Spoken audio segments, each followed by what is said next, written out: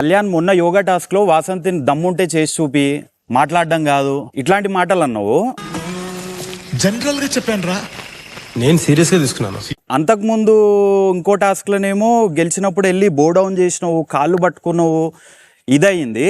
మస్తు షేడ్స్ ఉన్నారా నీలా అబ్బో కమలాసన్. ఆ తర్వాత నాకు ఏమనిపిస్తుంది అంటే అసలు మోస్ట్ కన్ఫ్యూజ్డ్ పర్సన్ లాగా అనిపిస్తున్నావు నాకు. నేను మరీ ఎంత ఎదవలా కనపడుతున్నానా?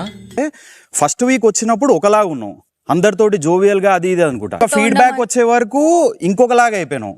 సార్ వాడి కంటిన్యూస్ గా కలర్స్ మార్చే ఊసరు వెళ్ళి సార్, ఇంకా మార్చడానికి వాడి దగ్గర కలరే లేదు సార్. నీకేదో గైడ్ చేస్తుంది, దాని తగ్గట్టే నువ్వు ఉంటున్నావు.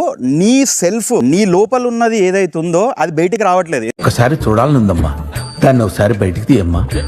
I want to feel it అమ్మా.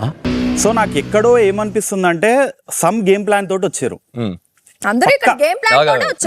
అందులో తప్పే ఉంది, అది ఆర్ట్ అంటే ఆర్టిస్ట్ కూడా అరెస్ట్ చేస్తున్నారా?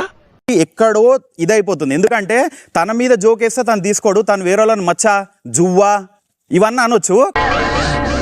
చెత్తనాయలా నోరు కంట్రోల్లో ఉండదు. అది ఎక్కడో తనకు ఒకటి ఉంది, అది బయటికి వస్తలేదు.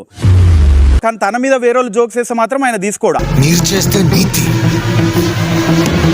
నేను చేస్తే పూత ఉన్నాను అదే నేను ఒరిజినల్, నేను ఒప్పుకుంటా, నేను జోవియల్, నేను అందరితో కూర్చొని చిల్ గోయింగ్ బాయ్, నేను మాట్లాడతా. ముచ్చట ఆ సార్ ఇట్లా, ఈ మేడం ఇట్లా, వాళ్ళ ఇంట్లోకి జొర్రి, వీళ్ళ ఇంట్లోకి జొర్రి, అన్ని బేకార్ ముచ్చట్లు, బేకార్ పంచాయతీ. దాని తర్వాత నేను రియలైజ్ అయ్యాను, నా వైఫ్ నన్ను ఒక రైట్ వేలో, రైట్ పాత్ లో తీసుకెళ్లడానికి నన్ను తిట్టింది, గట్టిగా తిట్టింది.